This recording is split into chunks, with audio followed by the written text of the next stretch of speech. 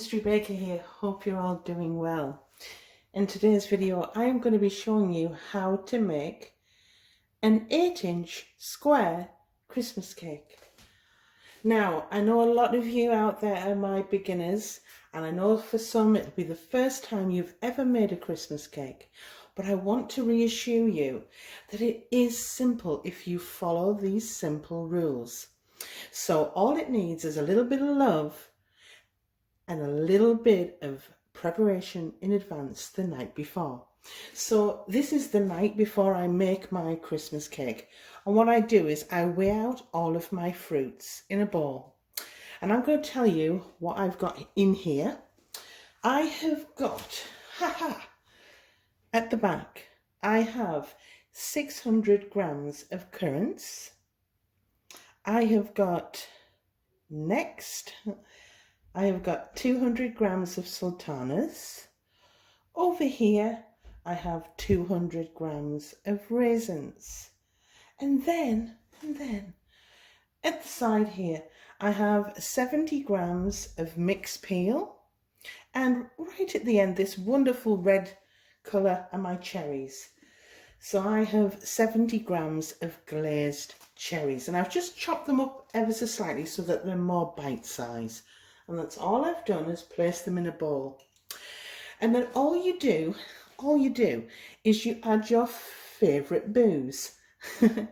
I love brandy in my Christmas cake, so I'll be adding brandy. But you can add whatever one you want. Rum is great, and if you are using rum, put some dried pineapple in there. I mean, you can add chopped nuts, you can add cranberries, hazelnuts. The choice is yours, but this is a traditional English Christmas cake, and it's just fruits, mixed peel and cherries. Okay, so now I'm going to add some brandy. That's right. And this will help the fruits overnight to soak up all that liquor and plump up so they're nice and juicy through the baking process. So I'm going to start just a tablespoon, and you will need around 6 to 7 tablespoons of brandy. Now don't be tempted to add more, and I'll explain. So that's 2, 3, 4, 5, 6, and a little bit for luck. Always a sprinkle for luck. Now, if you don't need to overload, please don't, because you'll make the cake too wet. And if you make the cake too wet, then it'll take longer to cook in the oven or bake in the oven, and then you can have problems because it could burn on the outside and not be baked properly in the middle. So don't overload. 6.5 tablespoons of your favourite brandy, rum, sherry, whatever you've got in. I prefer brandy. And then with a big spoon, I'm going to try and find my big spoon. This will have to do. We're going to just give this all a stir through, okay, like so. And that's all the preparation you need to do in advance. It's just soaking those fruits overnight. Wonderful. And the smell coming from it right now is great. Imagine by tomorrow. So all of the fruits will plump up and be ready, all succulent, for the baking process. So I'm going to cover that now with some cling film and keep it stored in a cool place overnight. And when we come back, it'll be the next morning, and we're going to get ready to make our square Christmas cake. Back in a minute. Okay, it's the next morning and we're about to make our traditional British Christmas cake. Don't worry, don't panic. Even if it's your first time, I can assure you, follow my simple instructions and you won't go wrong. I have lots of people who were brand new to making Christmas cakes who followed my recipe, and every year they come back and make the same cake again. Okay, so we're going to run very quickly through the ingredients.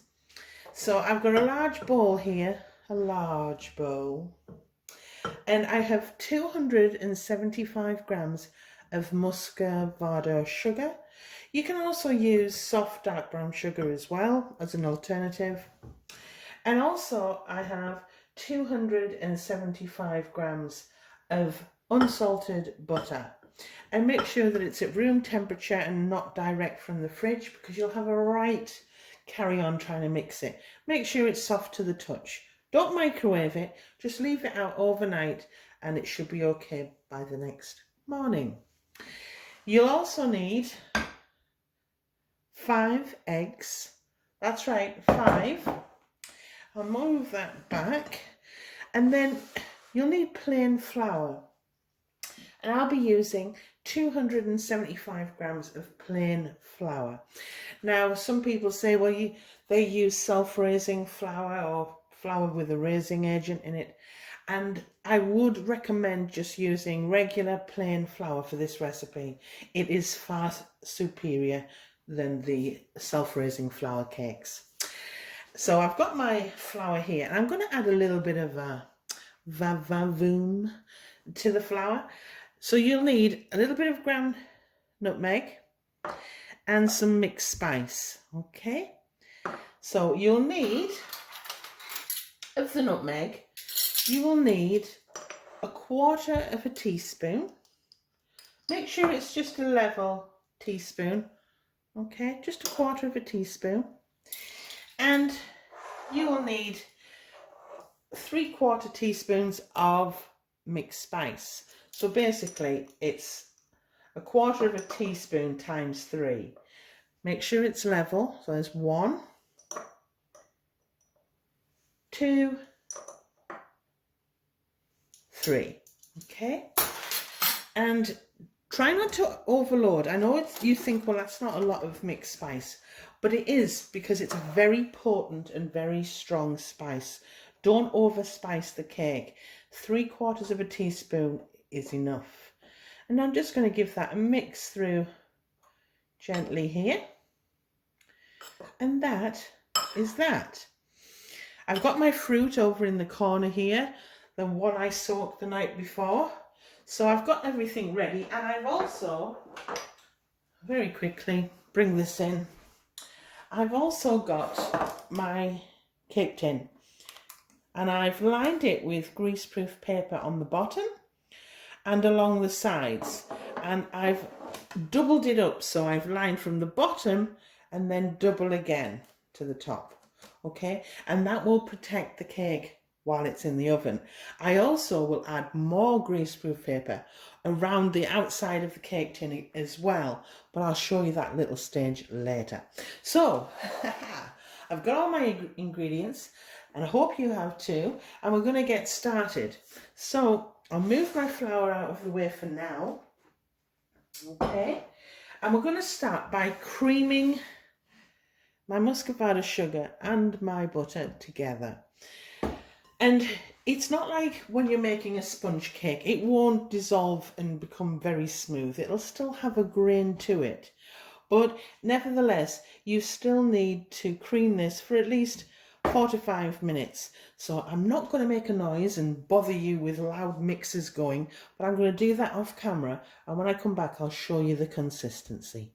Back in a bit. Okay, so I've creamed the butter and the sugar together, and it starts off dark and then it goes a slightly paler colour. And as I said before, the sugar won't dissolve completely, because it's a different kind of sugar, but it will appear nice and soft, okay?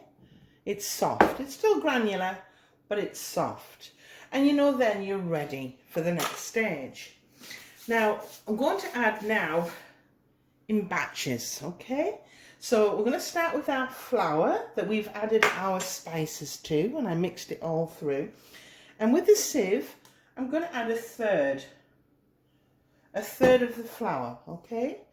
And although we're using plain flour, I still like to get some extra air in by using a sieve.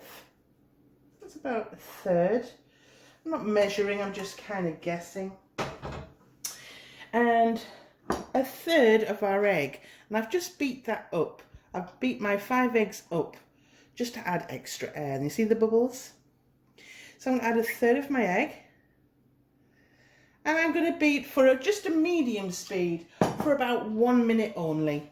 And rather than bore you and give you a problem with the noise, I'll be back in a bit. Okay, so I beat that on a medium setting, not a high beat, just on a medium setting. And again, we're going to add a third of the flour with the spices. Just a third will do. With a sieve, get some extra air in, like so. And a third of the egg. And then I'll beat that for a minute, and then without spending too long on this. And then what I'll do off camera, I'll add the final third of the flour, final third of the eggs, and beat that again too. So I'll be back when all of the ingredients are incorporated into the cake. Back in a bit. Okay, so I've incorporated all of the flour and the spices and the eggs into the butter and sugar. And there you have it. Okay, and I did it in batches of 3. Okay, now we've got to then add that Christmassy vibe to the cake, that little bit extra of va-va-voom. So this takes, what I'm about to add to this cake, takes the cake from just being a fruit cake to a Christmas cake, a spectacular one. So we're going to add some black treacle or molasses, and we're going to need 3 tablespoons. Ooh, how wonderful. Okay. Or 2.5 heaped tablespoons. Okay, so I'll do another one. Get that gorgeousness in. Don't be shy with the black treacle. So 3 level tablespoons or 2 heaped. Nice and generous. Okay. Like that. It's quite satisfying. I love this bit. I'll just put another half in there for look. Okay. And as I say, this just elevates your Christmas cake. So there we have the black treacle. And an extra flourish, just a tablespoon of golden syrup. This is optional, but I just add a tablespoon, like that. And then with a large spoon, we're going to start folding, not mixing, because it's plain flour, but we still try to keep the air that we've put in. We want to keep it there. So we're just folding the black treacle and the golden syrup and fold it and lift it through until it's fully incorporated. And I'll keep going off camera until it's done. And there we have it. It's got a lot darker colour now that we've added the black treacle. And I've just took the cling film off my fruit and it hit me with this wonderful Christmassy fruit that's just been soaked overnight in brandy. Now, this is quite an important stage. Don't pour all of the fruit in one go. You do it in batches. So we're going to put this in, maybe a generous third, like so. And then again, with your large spoon, start to fold in the fruit, turning as you go. And what you need to make sure is that every piece of fruit is coated in the cake mixture. Otherwise, you might have sinking, okay, where the fruit sinks to the bottom. So that's nicely folded in. And then add the next third, and so on. And I'll do that off camera until all of the fruit is incorporated. And that is it. All folded in. Go right to the bottom to make sure the mixture in the bottom is covering and there's no mixture left untouched with fruit. And there you have it, the majestic Christmas cake mixture. So we need to get that in the tin, and I'll just bring my tin over. My tin's here, and my camera will not show me pouring it in, but what I'll do is I'll come back once the mixture's in, because I'll need 2 hands, and I'm not actually in front of the ingredients, the camera is, so I have to reach over. So it's much easier if I just pour this in now, but you just simply pour in the mixture and pat it down, and I'll show you what it looks like. Okay, so I've put all the contents in. I'll just show you how nice and flat, like so. And I've put 2 pieces of greaseproof paper down, one rolling long ways and one going widthways. Try and say that when you've had a few brandies. I hope you've got your Christmas tunes on. So we're just going to pull that round the sides like so, and all the way round like that. And then we're going to tie it with some string. And I'm going to do that off camera because I can't get in, and I'll show you what it looks like when I'm done. To be going into a preheated oven. Okay, so make sure you get that oven on in advance. Okay, and I'll put all the temperatures here on the screen right now, and it will go in the oven for around 3 hours and 30 minutes to 4 hours. And the reason I give an approximation is sometimes we use extra brandy, sometimes we use large eggs, sometimes we use small eggs, and it's all relevant. So try and check it at 3.5 hours. Pierce the center with a skewer. If it comes out clean, it's ready. If it's not, keep putting it in for 10-minute increments until you know it's done. But it should take a maximum of 4 hours. So in this goes. Now I'm going to wash up, and I'll come back when the Christmas cake is coming out of the oven. Happy Christmas. I'll be back in a bit. Okay, it's time to get this Christmas cake out of the oven. Oh, press the button. Oh. Ooh. Here we go. Smells absolutely delicious in this house. Smells absolutely delicious. Let's have a look.